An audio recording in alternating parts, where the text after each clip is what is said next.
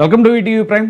రేణుకా చౌదరి గారు ఒక different politician. ఆవిడ firebrand, Congress firebrand అంటారు ఆవిడని. ఇప్పుడే కాదు, గతంలో కూడా ఆవిడ స్వపక్షంలో కూడా విపక్షంగా వ్యవహరించినటువంటి పరిస్థితులు ఉన్నాయి. ఇంకా ఆవిడ ఎవరి మీద అయినా సరే కొంచెం గట్టిగానే మాట్లాడతారు. ముఖ్యంగా ఆవిడ చెప్పదలుచుకుంది చాలా సూటిగా, చాలా రెబల్ అనేటువంటిదే చెప్పచ్చు ఆవిడని. తాజాగా ఆ మధ్యన అమరావతి గురించి ఆవిడ చాలా గట్టిగానే జగన్మోహన్ రెడ్డి గారిని విమర్శించడం జరిగింది.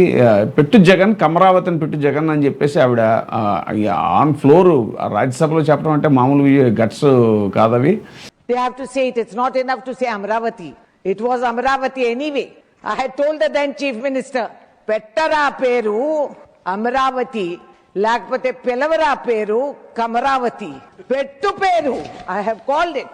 So if he has the audacity to say that, let them have the courage to implement that, sir. కొండపైన అమ్మవారు, కొండ కింద కమ్మవారు. ఏం చేస్తారు, చేసుకోండి.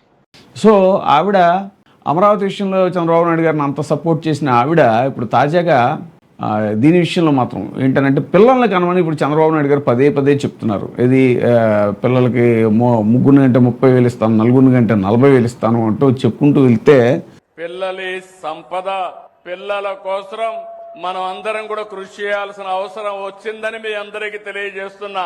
మూడో చైల్డ్ కి 30,000 రూపాయలు పుట్టిన వెంటనే ఇస్తాం.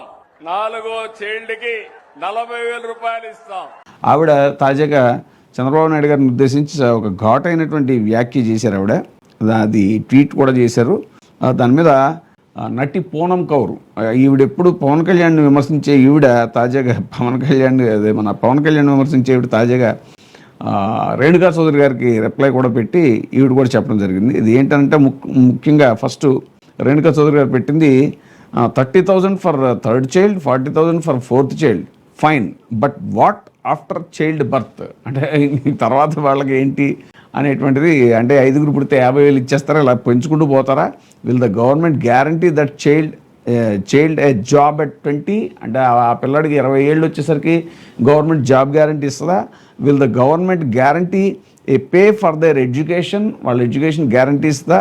Will the government bear the cost of food, medicine and raising them, వాళ్ళని పెంచడానికి, లేదంటే వాళ్ళ ఆహారానికి, లేదంటే వాళ్ళ వైద్యానికి, వీటన్నిటికీ కావాల్సినటువంటి ఇవి కాస్ట్ని గవర్నమెంట్ బేర్ చేస్తా అని కూడా అడిగారు. In an era of back breaking inflation and unbridled unemployment, people need livelihood security, not headline schemes అని చెప్పేసి ఆవిడ చెప్పారనమాట. ఏంటంటే ఇప్పుడు ఆల్రెడీ ఇంత దారుణమైనటువంటి పరిస్థితులు ఉన్నాయి ప్రపంచవ్యాప్తంగా.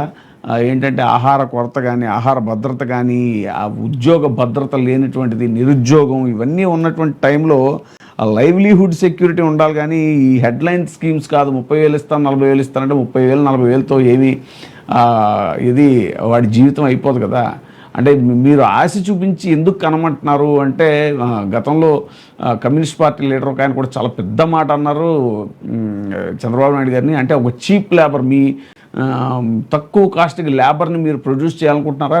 మీకు కావాల్సిన వాళ్ళ కంపెనీలో అక్కడ పనిచేయడానికి తక్కువ కాస్ట్తో లేబర్ని ప్రొడ్యూస్ చేయడం కోసం మీరు ఈ పిల్లల్ని కనమనే పిలుపునిస్తున్నారా అని చెప్పేసి అంటాం. కానీ చాలామంది ఇప్పుడు విమర్శిస్తున్నారు, తీవ్రమైనటువంటి విమర్శలు పాలవుతున్నారు. ఈవెన్ ఆయనకి సపోర్ట్ చేసి మీడియాలో కూడా కొంతమంది మాట్లాడుతున్నారు, ఏంటి ఇప్పుడు అనవసరంగా ఈ పిల్లల విషయం నెత్తికెత్తుకున్నారేంటి, ఏది తీసుకున్నా కూడా అతి చేయటంలో చంద్రబాబు నాయుడు గారు చాలా అతి చేస్తారు అనేటువంటి కామెంట్ను కూడా అంత పరుషమైన పదజాలంతో కూడా ఇప్పుడు విమర్శిస్తున్నటువంటి పరిస్థితి.